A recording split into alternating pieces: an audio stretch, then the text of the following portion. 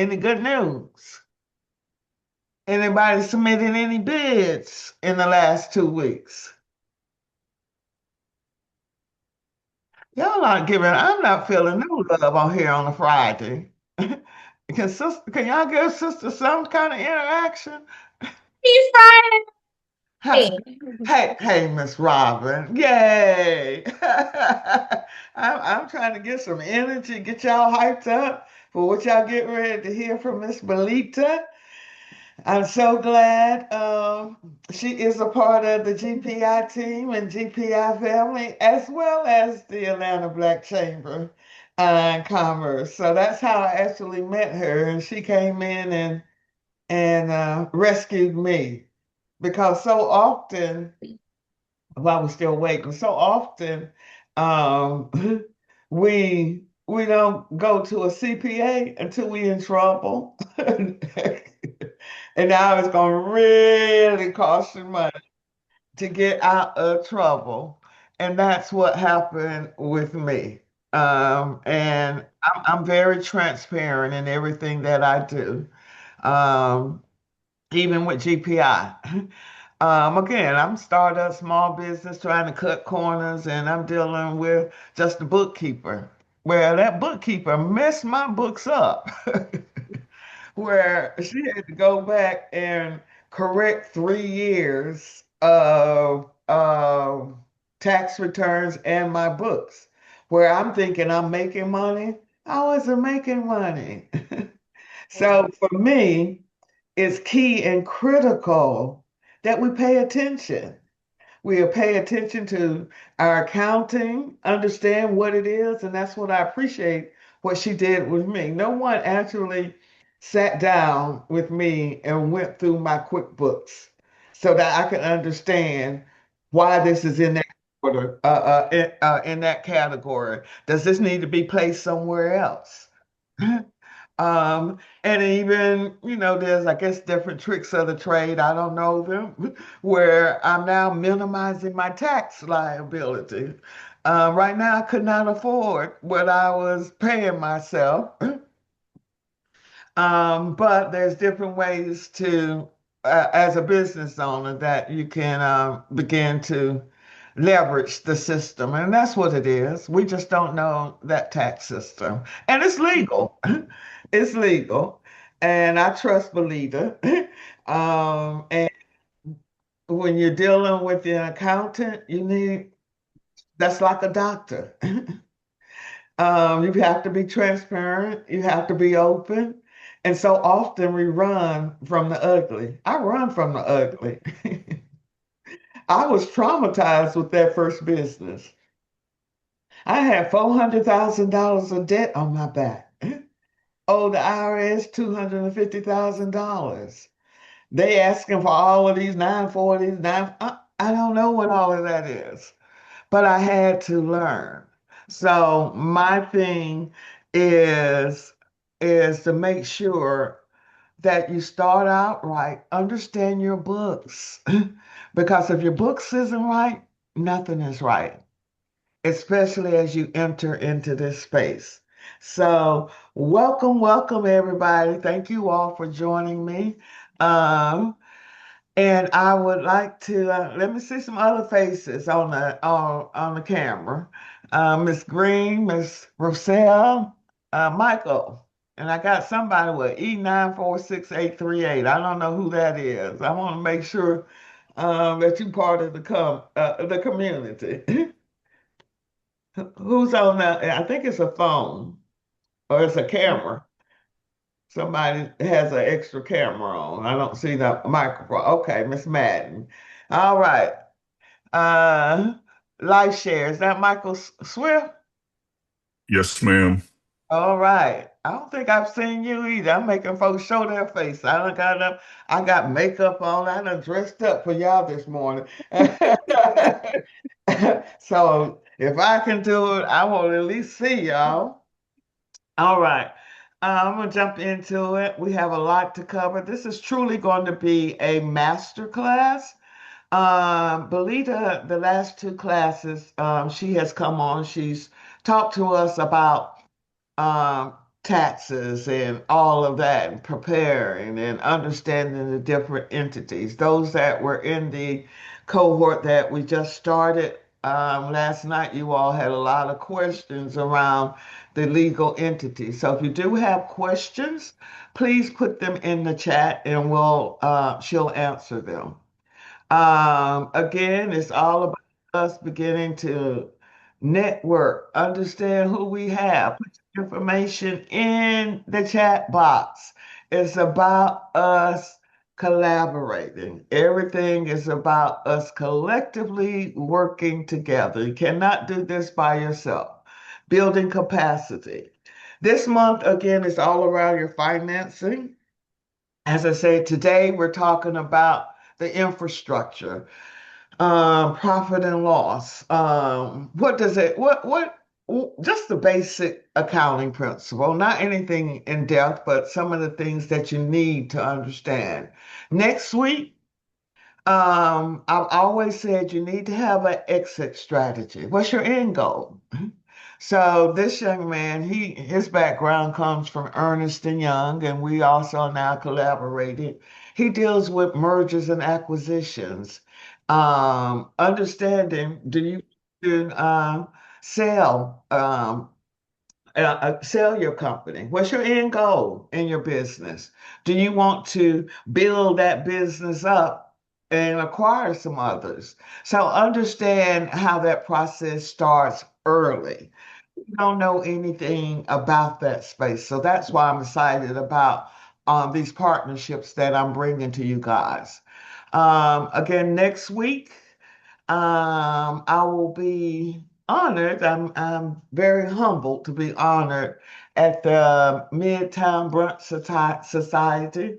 So if you all are around, I would love for you all to come, and I would love to see your face live. It's from Saturday, March 21st. From 12 to 3 p.m. and you pay on site. So if you go to the Hyatt. It's in the author's den. I'll try to put the link in there, but you need to reserve your spot. And then this, I encourage everybody to partake. This is the who's who of GovCon.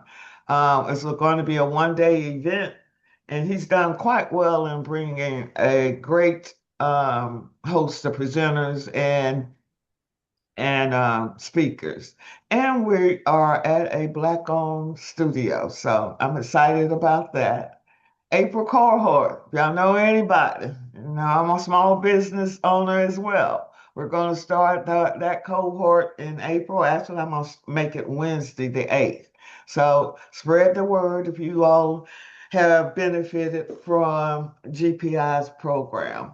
Right here is the school.com community. If you have not joined that community, I'll put the link in there. I think you will begin to see the value of joining that community of all that have completed the program.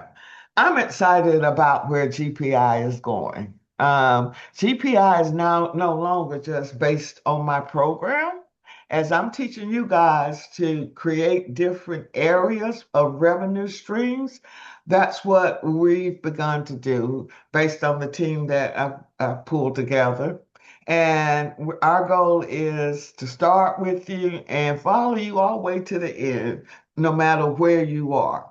So we're excited about this, and more information will be coming in the next month. Today's session is going to be Miss Belita, and she's going to talk to us about the basic fundamentals. Fundamentals, tongue twisted on that word. And this curriculum that she and I have talked about that needs to be created, um, because you cannot just have someone that don't understand government accounting setting up your books.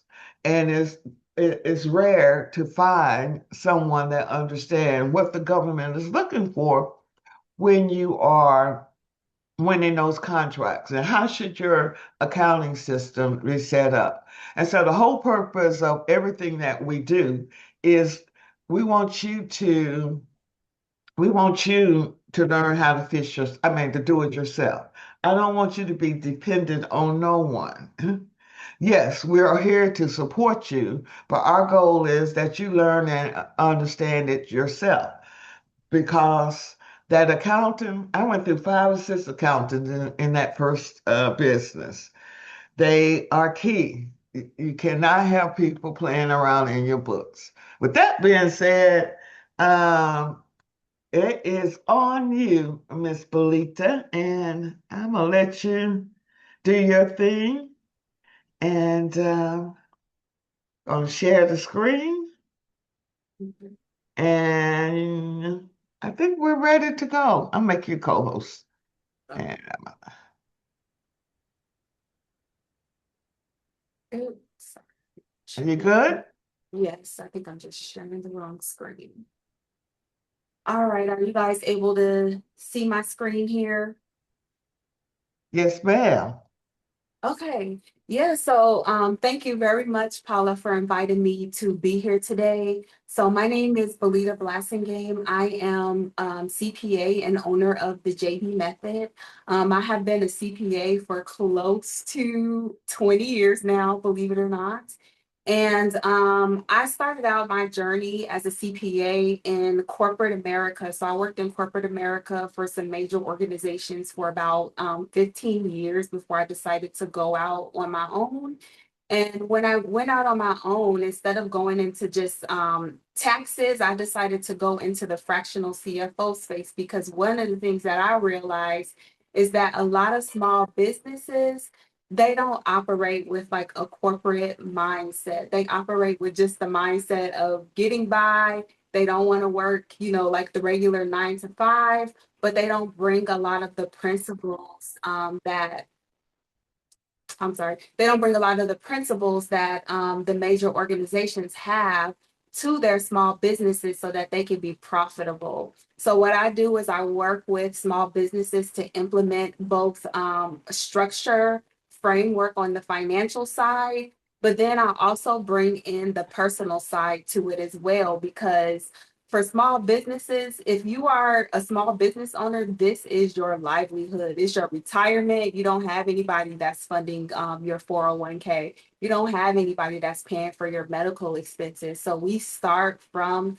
day one, making sure that you have a way to get money out of your business, that you have, if you're not already profitable, that you have a plan to be profitable and that you're setting money aside for your long-term goals so that when it comes to the day to sell your business or to retire, that you are not just thinking, where did I put all those years away? So that's one of the things that we do with businesses.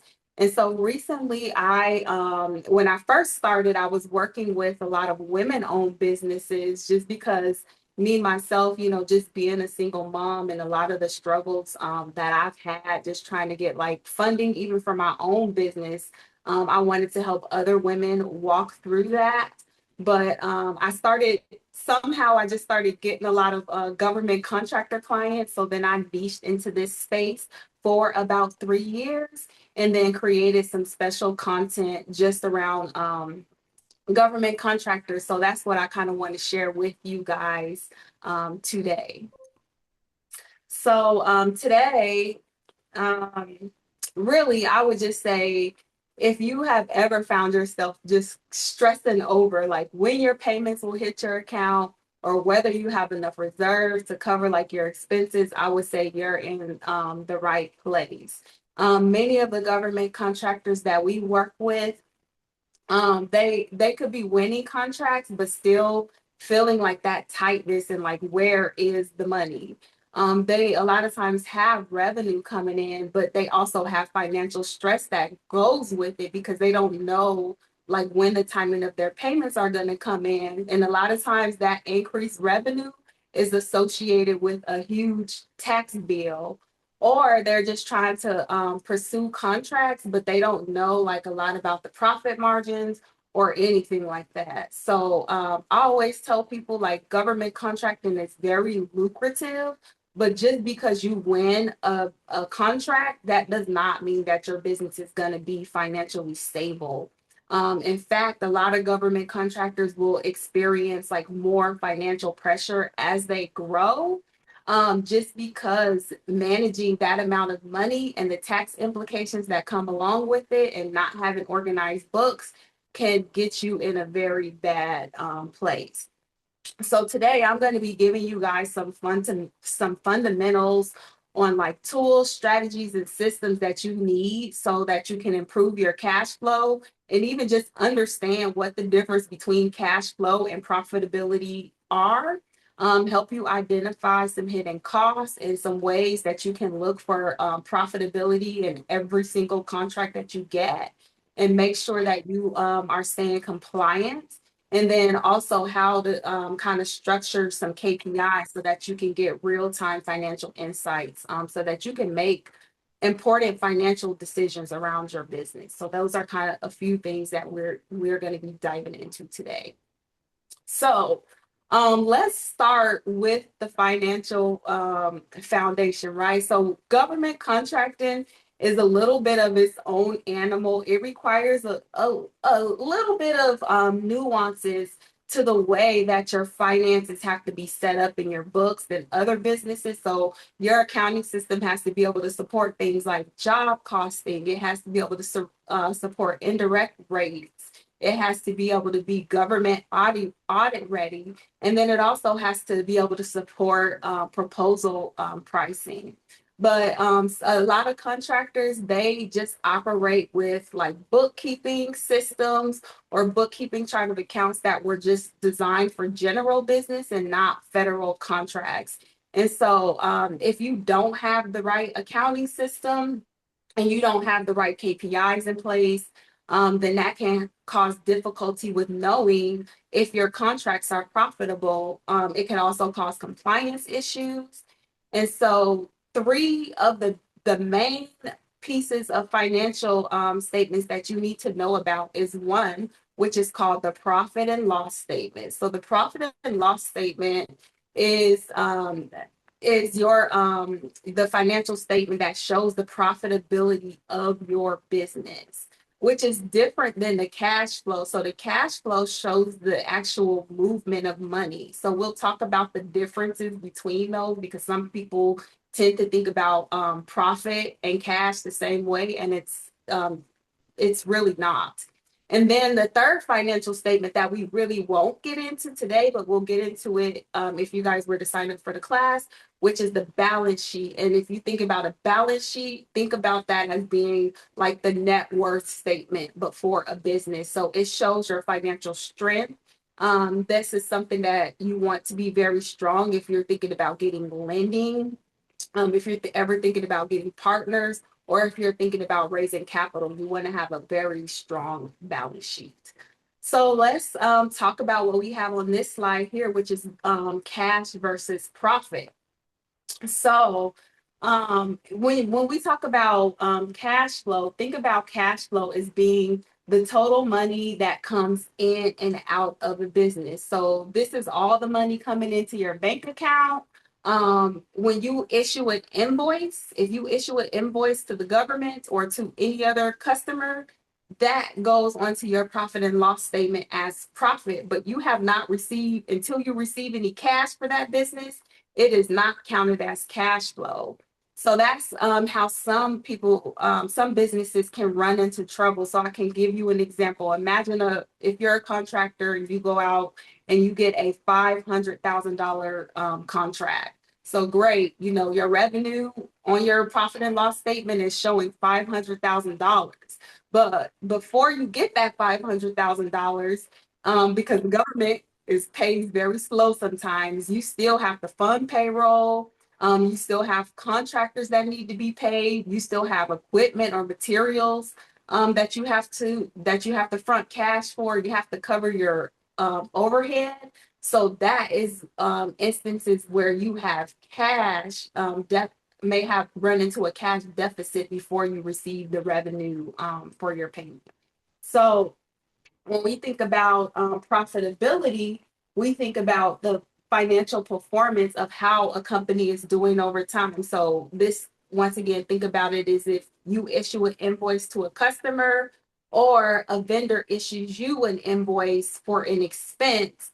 then those are things that are going to go onto your profit and loss statement. But until you actually pay the bill or until you actually receive the money, then that is what cash flow is. So those are some of the differences between like being profitable and then having cash. And it could be a tiny difference between those. So let me give you a few examples of this on the next slide. So when you think about, so I kind of laid it out into like operating activities, investing activities, and financing activities. So when you think about operating, so it's going to go on your profit and loss statement when a sale is made or an expense is obligated, that goes onto your profit and loss statement. But the cash is recognized when it's either collected or when it's also put onto your credit card. So you can have a difference between like your profit and loss statement and the money that's in your bank account. So some things that can cause like timing differences is also like inventory. Inventory is something that if you are buying like supplies and things, those are not going to go on your profit and loss statement, but they would take up cash. And until you sell those items, you don't get to take an expense for them. I also think about like if you have compensation to yourself where you're taking money out of your business as an owner, those are things that may not necessarily impact your profit and loss statement, but it's going to drain the cash out of your business. So the example that Paula was using at the beginning is, you know, she needs to get cash out of her business, but we don't necessarily want to put her on payroll. So it's not going to be on her profit and loss statement, but it will still have to account for cash that's coming out of her business. So other things that you may have on there is if you sell like an asset that you have, or on the financing side, think about like interest and things that you're paying on debt. So if you're making debt payments each month, the principal of those debt payments, those are not considered expenses to your business. Only the interest piece is. So those are also things that are going to take cash from your business, but don't necessarily impact the profitability of your business. So those are just a few examples between the differences between like having profit and loss, and then things that could take cash out of your business, but that's not necessarily impacting the profitability of your business. Does anybody have any questions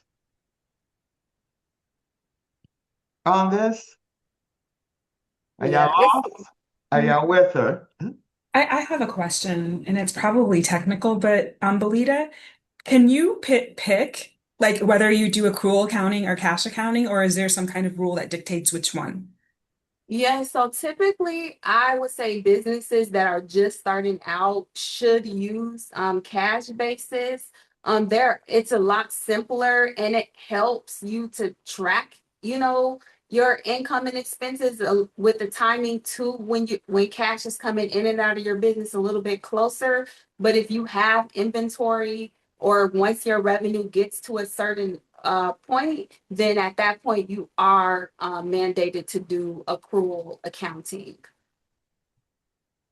And that causes big, you know, much bigger differences when you're getting audited and the timing of when you're gonna I would say like the cash flow statement becomes a lot more important when you're operating on the accrual basis because you're recognizing income, but you may not be seeing that cash until like 3 or 4 months later. Great question. Okay. Hi, this I is have a Deb. question. I have a question. Is it good to say for your accounting services, for you to have your general checking account, then have an expense account and a payroll account? Yeah, so that's one of the things that we recommend to all of our clients. We recommend them to have, I would tell you that the accounts that you should have set up is like an income account, which is basically where all of your sales for your business come in. And that's the only thing that that account is used for. Then you should have an operations account where you operate out of. You should also have a payroll account. you should also have a tax account. A tax account is where you want to put aside a portion of your money to pay your federal income tax bill, to pay other taxes that are due. And then lastly, the one of the most important accounts that I think people forget about is a profit account. So you as an owner, you are not just an employee. So you should not just be getting money out of the payroll account. There should be money left over in your business so that you have money to take out of your profit account. And so one of the things we do is help people set up these accounts. And then also based on the size of their business, we give them allocations to make to each of these accounts to make sure that they are profitable. So some of that is using like the profit first methodology, if you guys have ever heard about that. But it's not exactly aligning to that, but just making sure that your cash is allocated appropriately, so that for those, that are just getting started out, some ways that people do their accounting is just to look at their bank account balance. So one of the ways that we help, because that's just how it is. And so one of the helpful things about having these different bank accounts is you just look at your operating account. If the operating account is low, you don't have any money. You need to make some different moves, but it helps you from dipping into your tax money or money that should be like your owner's profit, because you're not using your owner's profit to pay business expenses. That's your money for your hard work. That's your money to put aside for retirement. So that's how we help our clients structure those accounts. So should you have that even just starting out, or if you're just the employee, I mean, you're the only person under the business, and some months you may get paid, some months you may not. Yes, but at the beginning, really, the clients that have had the most success from that structure is the ones that's done it from the beginning. Because if you're faithful over the few, you're going to be faithful over the many. And once you get that mindset in place, it is going to be a habit. So we established habits over a penny, over $1, over $25 million. So it's the habit. So it's not going to be much accumulating in there at the beginning, but it's a lot easier to do something from the beginning than if you've been operating for 10 years. Now all of a sudden I want you to put money into a tax and profit account. It's like, oh God, I gotta go cut expenses, and it's, but we get there. It's a little bit harder to undo things, but we Oh, get you stepping on some toes today. there. You stepping on our toes. Am I the only one that she's stepping on? I can't be the only one. No, definitely not. This is Yvette. So I do have this. So should we have all of these accounts in the same bank, or should we diversify the bank? Yeah, so I always say, yourself. Like if you're one of those people that be transferring money in between accounts, give yourself a buffer. But if you have the discipline and you know that, hey, if my tax money is here and I'm not going to touch it, it doesn't really matter. But typically, I tell most people to put at least their tax account and their profit account maybe in like a credit union that they have to go in person and write a check to. So that way you're not taking money out of that account to cover business expenses and then ending up in a pickle with like Uncle Sam, or stealing from yourself is what I call it, because that's stealing. Taking money out of your profit account and putting it in business, that's your money. I have a Yeah. question. I'm sorry. Oh, was she done? I'm sorry, Yvette. Were you done? Yes, I am. Thanks. Oh, sorry. Sorry. I have a question. So we already have a CFO for our current business, and we're going to create a new arm for the government contracting piece. Do we need a specialized CFO, like two different CFOs, one for our current business is one that knows the government contracting space, or like, how does that work? Yeah, I would say it depends on your CFO. So I would talk to your CFO, your current They don't know the CFO. space. They They don't know don't. the space. Then you probably want to have a financial expert that is Okay. specialized in that space. Now that they may not necessarily have to replace your CFO, but you do need to have a partnership with an Okay. expert in that space to partner with your CFO. That makes sense. Belita. Yeah. Belita, you always also want to have an outside accountant, even though you have an internal CFO. Mhm. You need somebody checking, everybody needs to be checking each other, and you checking Absolutely. everybody. So that's why we're doing this webinar. But go ahead, Belita. Yeah, these are good No, questions. these are great questions. But Mhm. let me ask you this. So you saying like I have my operation account and then I have it at the same bank and then I have my income account. I mean, where I have income, I usually transfer it's not so I shouldn't be transferring it over to the operation when I need to put money in for the operation account. I shouldn't be doing that. Yeah, so usually how it works is you will have all of the money, all of the sales money coming into your income account, and then you will spread that money. Usually I tell people they'll set up like a twice a month cadence or once a month cadence, and you'll have percentages based on your business structure that you allocate to each of those accounts. So let's just say it's 75% to the operations. Then you allocate those percentages to each of those accounts based on that timeline. So that's how it works with the allocation of the money from the sales accounts to the other four accounts. Should I send it as a AHC? Should I send it that way instead of Doesn't really transferring it? matter. But I would Okay. say send it from the sales account so that there's not tiny differences on that account is I would say the most important thing. Because sometimes if you originate a transfer from a different account, it could take a few days. So I would say all of those transfers should be initiated from the sales account so that you're not accidentally overdrafting that account. Okay. Okay, thank you. Okay. Mhm. Well, let's can go to the next slide. I'm gonna have to, I didn't know people care so much about that. I'm gonna have to do a slide on that next time. Okay, so this is a slide that I think it's a lot on this slide, but it's broken up into three buckets here, right? So I would say to be successful as a contractor, you need to make sure that you're managing your business through metrics, not just your intuition. And that means like metrics on paper. So that comes down into your foundational planning, your critical KPIs, and then also every business at every point in time should always be doing some type of cost management, right? So on the foundational piece, at the minimum, I would be saying like every business needs a budget. Even if you don't even plan in the worst case scenario of having revenue for the first year, people are saying, I'm just a startup, my first 6 months is just going to be expenses.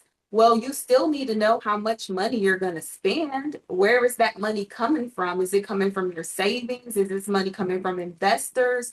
Do you have a loan that you're going to be taking out, credit cards? Where is this money coming from?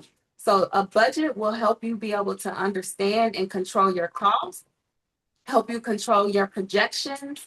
Also, there's the thing that we talked about with the cost rate. So we need to know our direct costs, our indirect costs, what's going to be the tax consequences, and then also if there are going to be any capital investments. And the capital investments is just an expense that you can't get the whole deduction for yet. It would be anything that's over like $2,500 that has a life of more than 1 year. So if you're purchasing a vehicle, furniture, things of those natures, those are like capital investments that are usually financed a lot of times.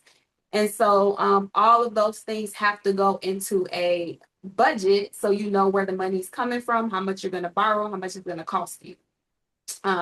The other thing that you want to do is a periodic forecast. So while budget is foundational, that's something that you said at the onset, but we all know things can change. Like even when I've had clients that had contracts expiring as this new administration has came into place, as states have changed because of the government shutdown. That's changed like the way the revenue that's coming in for their business. Well, you have to be able to adapt to that. And sometimes your budget could be outdated, right? If you've lost the contract or something. So a forecast is an updated projection on how you think your business is going to do. So anytime there's like major changes in your business, then you also want to do a forecast. And what the forecast is going to do is to help you project out your revenue and expenses for the year and help you identify like early warning signs to say, okay, if I lost this contract, am I going to run out of money in 2 months? Am I going to run out of money in 3 months? What kind of costs do I need to cut? So it's going to help you be able to be proactive. And then once again, just on a cash perspective, you want to be able to understand like what, aside from the budget, when is the cash going to be coming in? When is it going to be coming out? Am I going to now be eating up my reserves if I have a downfall? What kind of loans do I have? So that is also another piece of just, those are the 3 pieces of foundational planning that I recommend every business to have. Okay, so now how do we measure success? So success is very individual to a business, but here are some critical KPIs. And so a KPI is a key performance indicator. And so a KPI is an objective way of measuring the success of your business. So I kind of just put some general ones on here that every business should have, but you in your business, you're going to also have some individualized, or I should say custom KPIs to your business that would make sense. And usually I would say it's good to have like around no more than 10 of those starting out. So the first one is like working capital. And so what working capital is basically just money that you have in your business. So what you're going to take is current assets, which is essentially the money in your bank account, minus liability. So these are like expenses that you have coming up. So essentially all the money coming in versus all the money that's leaving your business. And is it going to be a deficit? If it's a deficit, then that's a problem. That means you're going to run out of money. So I'll always recommend companies to have 3 months of working capital. So that is a critical key performance indicator that every business should have. And even if you're not there, it's, you may not be at the 3 months, but that's a way that you can just measure your performance to get into that 3 months. Of course, we want to have our indirect cost rate. This is just something you should always understand is how many months of operating expenses that you can sustain. I'm sorry, these two are flipped around. I apologize. I don't even know how that happened, but the indirect cost rate is your overhead and G&A structure. So essentially, those are all of your overhead costs that you have that get wrapped into a dollar amount that you add on to your variable costs of all of your contracts. So that's what the indirect cost rate is.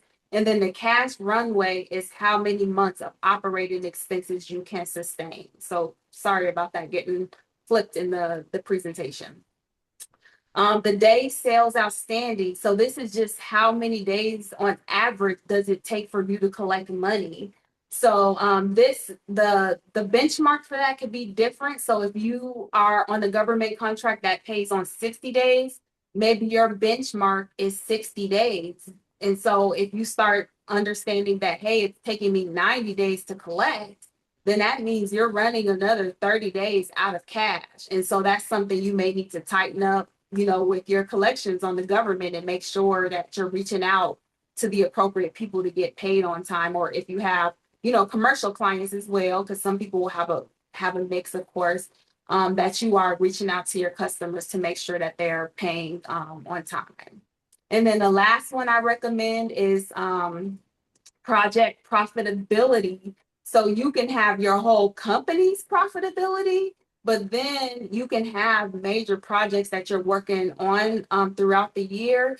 And what I've seen is that if you underbid one contract and it's a major project, it could take your company from being profitable to taking your company into a really big loss. So you also want to have a way to measure the profitability on your major projects. So with the way that KPIs work is you set a benchmark for them.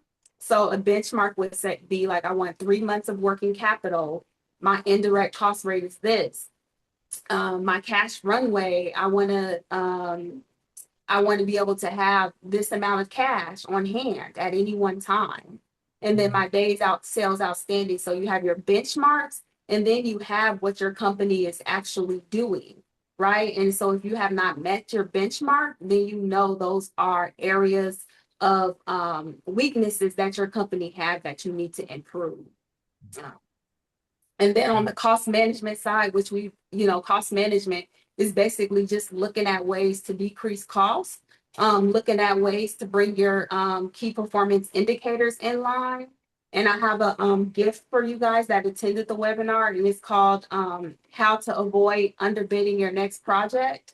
And so there's a QR code in here that you guys can download it, and kind of gives you like some of the most commonly overlooked costs that people have on their government contracts that will keep them from being profitable, and that actually cause their project to have a loss because they didn't forecast those costs when they were initially putting in their bids. Okay. And then, aside from having, just your financials in place, just making sure that you have a sustainable business model in general. So making sure that your systems and processes are there. Invest in technology and automation. There's a fine line between some people. I'm like, oh my gosh, you have like $5,000 worth of apps, but you are only bringing in, like $1,000 a month. So there's a fine line between going crazy with the apps. But then, you as a business owner, your time is very valuable. So if you're sitting there doing everything manual, what is that costing you from time that you could be going out with, looking up contracts or investing in that kind of time? So just balance there. Making sure you have a good team in place. And then also making sure that you are marketing and networking as well. Like organic marketing and networking goes such a long way. So those are just outside of my area, that just things I've realized that people sometimes are missing in their business. Okay. And then so this is QR code up here. So for you guys to be able to get the guide on how to avoid underbidding your next contract. So it has some overlooked expenses on there, so you could stop sabotaging your project's profit. And then also, if anybody would like to schedule this, I didn't talk about tax this time. Usually I talk about tax, but if anybody has any tax questions or wants to talk about that, you are more than welcome to schedule a complimentary discovery call, and the link is there. And I think we still had a couple of questions. Yeah. Ms. Sterling, and if you all could just raise your hand. And then some of you last night had some questions that was above my pay grade that you wanted answered. So if you can raise your hand, and we'll go in that order. Ms. Sterling had her hands raised. Thank you. Hey, Belita. So if we work with you, will we have the dynamic KPI dashboard that you seen? Will it be dynamic and kind of real time as to what we're doing, so we can look back at it pretty frequently? So it depends. We have within our firm, we have different packages that you could sign up for. And the only one we offer the KPI tracking for is on our highest level one. But if you are interested in setting up KPIs, I'll help anybody do that on any plan. And it's also the class that Paula mentioned at the beginning. We're also going to be helping people set up their own KPIs there as well. So there are different tools and stuff that you could use to do your KPIs, even if you don't have me personally doing them for you. But yeah, we do offer that, but only as part of certain packages. And can you talk about exactly what will happen in this 6 weeks class? Is this hands-on? What will they end up with? Yeah, so it is meant to basically walk a hands-on course. So if you sign up for the course, you do need to have a QBO account. because we're going to be walking through how to set up your chart of accounts in QuickBooks. Those all of those 5 bank accounts that we talked about, we'll be talking about how to fund those.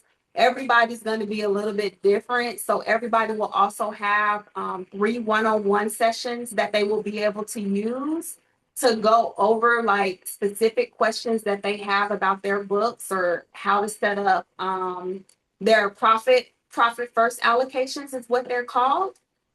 We'll also be going over how to set up talk about all of those 3 financial statements that we talked about: profit and loss, balance sheets, cash flow, and what goes on to each of those statements. We'll also talk about budgets, how to do a budget. You'll set up your own budget. Everybody will be doing everything that we talk about, you're going to be doing. So you'll be setting up your own budget in the class. You'll be setting up your own KPIs in there. So those are a few of the things that we'll be covering in that class. And to me, it's worth the investment. As I say, a lot of small business, and again, me included, you pay now, pay later. Mhm. That's what it boils down to. Sometimes, again, I've sent clients to Belita in that crisis when now they haven't filed tax returns in the last couple of years. Now that's going to cost you a whole lot more money to file those tax returns and have her to erase those penalties. And again, that was one of the situations I had because of the bookkeeper that I had that was filing my tax returns, that messed them up. Had me owing money that I necessarily didn't owe. So understand all of this can break or make a business. And I want you all to start out correctly from the beginning and understanding yourself. No, you don't need to get into the weeds. That's what her firm does. She's also reasonable for what I mean, it was worth paying this monthly subscription fee. I know my books are reconciled. I know I have access if I have questions.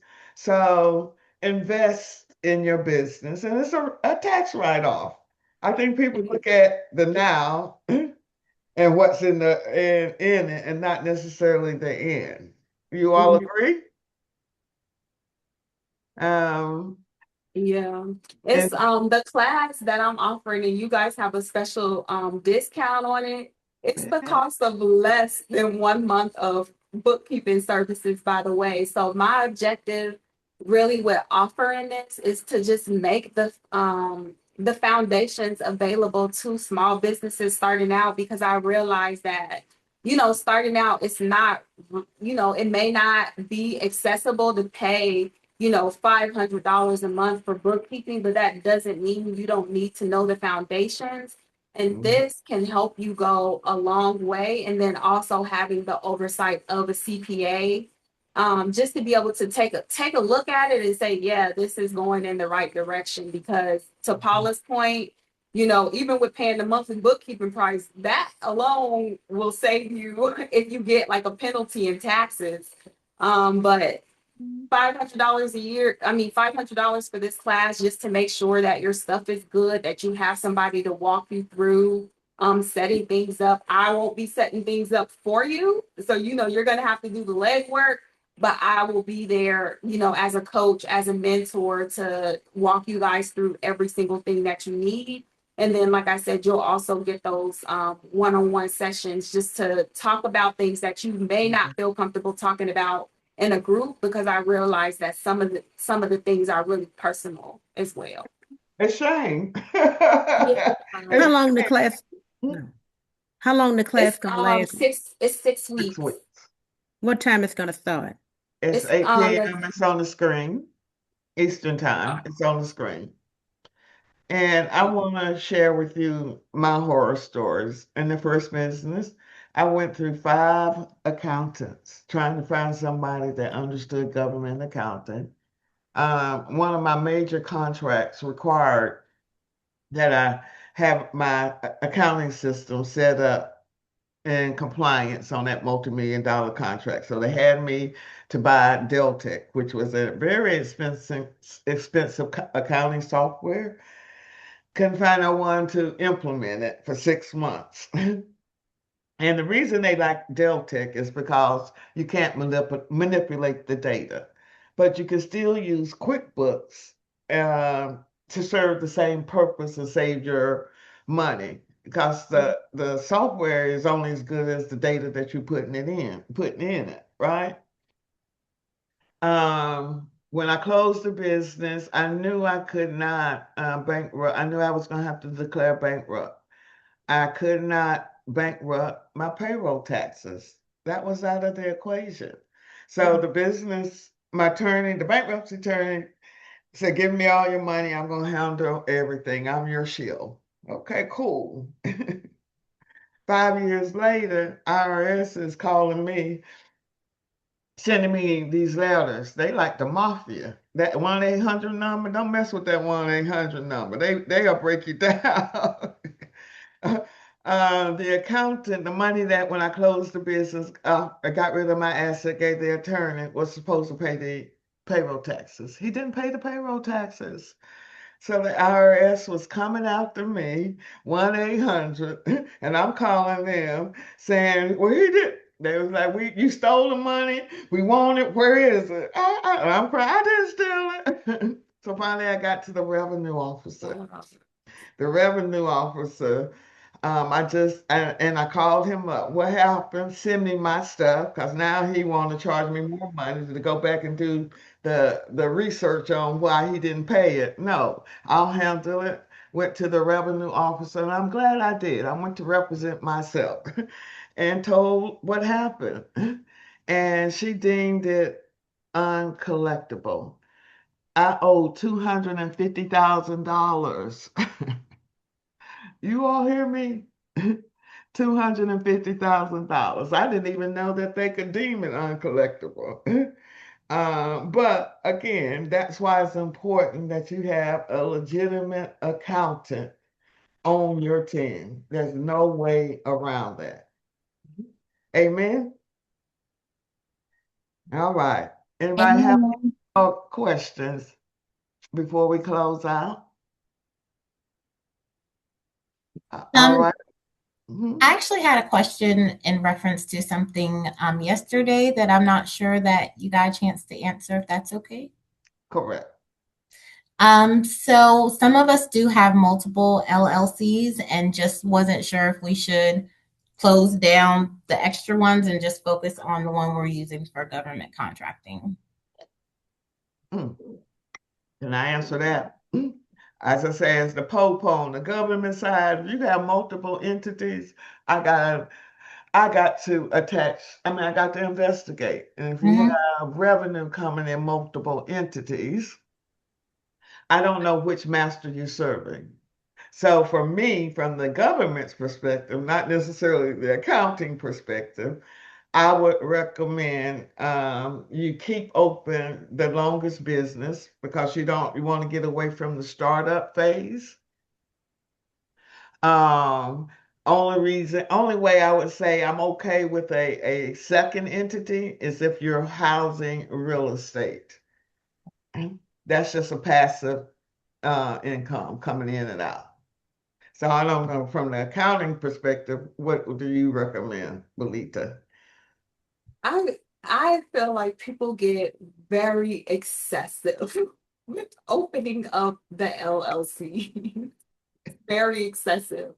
So I would say if there is not a tax or legal purpose to having an LLC, if you have a bunch of, and I mean this, like with all due respect, but if you have a bunch of LLCs that are not really making a lot of money, that have losses and stuff, it's probably a good idea to think at combining those, because it'll even save you money on tax preparation fees, legal fees. And then to Paula's point, you're only just opening yourself up to like more investigation for everything, not even just on government contracts.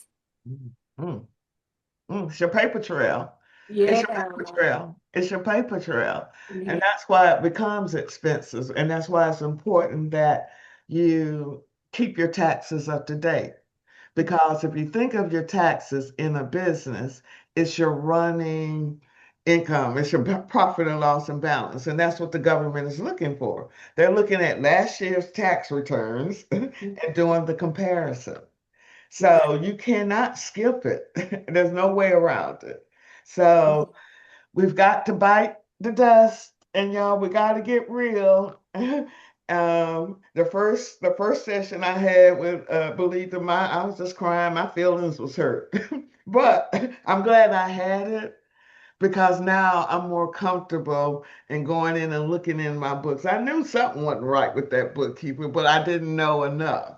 So I'm now glad that I have a plan. It's not as scary. It's not as scary looking at it as it has been before because I was traumatized with that first business. Belita, let me ask you this. I have a QuickBook Desktop and I have QuickBook Online. Which one would you recommend that should use, the QuickBook Online or the desktop? The online for sure. Okay, thank you. All right, y'all. It is 12:57. Can I get three takeaways? You all know I'm always looking at the takeaways. What's some takeaways for today?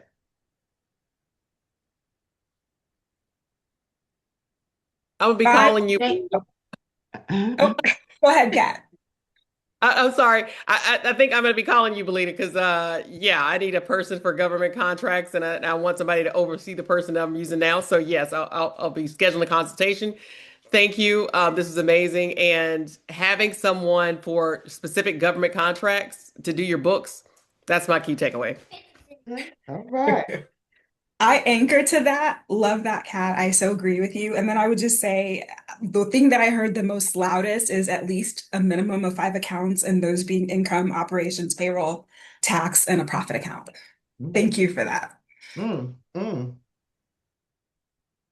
Anybody else? Well, this is Yvette. I was going to say those accounts, but I can also tell you that one of my other takeaways is the importance of having the data, those KPIs. I had not considered any of that previously, so thank you very much for that. I concur on that also, that KPI, and I'm looking forward. I'm going to register for the class, and which this is excellent, need to been brought out. This helped to set the foundation up.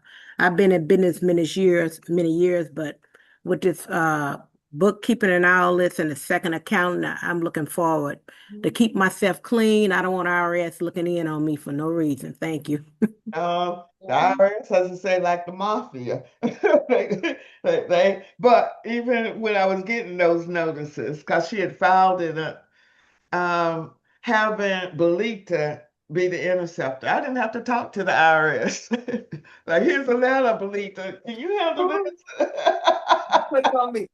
I'm happy to do it. Yeah, that took a lot of pressure on. I never be having flashbacks.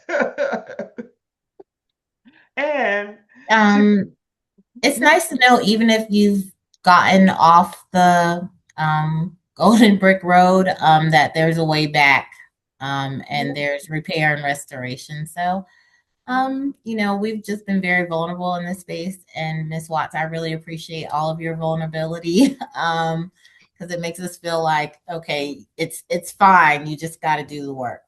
So. Yep. Very good. And I love that she looks like us. And she has the passion for our community. That's what sold me. Her heart is to make sure that we're on track. And this is absent in our community and small businesses. We don't have it together. I saw it day in, day out at SBA. So it's important that we get this. Once this is set, it's set. Y'all think about it. You don't have to revisit it. It's set. So thank you, Belita. Wonderful information session. I believe the community got a lot from it. Can I get some hands, and can you all thank her for taking Yes, thank you. Okay. All right. You all have a good one. And next week, again, we're going to be talking about business credit and how you're getting fundraise. I mean, how you begin to position yourself for funding or invest. What does that look like? So make sure you register, go to the website, and let's keep it going. All right. This was very good. And again, we'd love to see you all at these two events live. And let's keep the party going because I love creating what? Millionaires. Millionaire. Y'all have a good one. You too. Bye-bye. Bye-bye.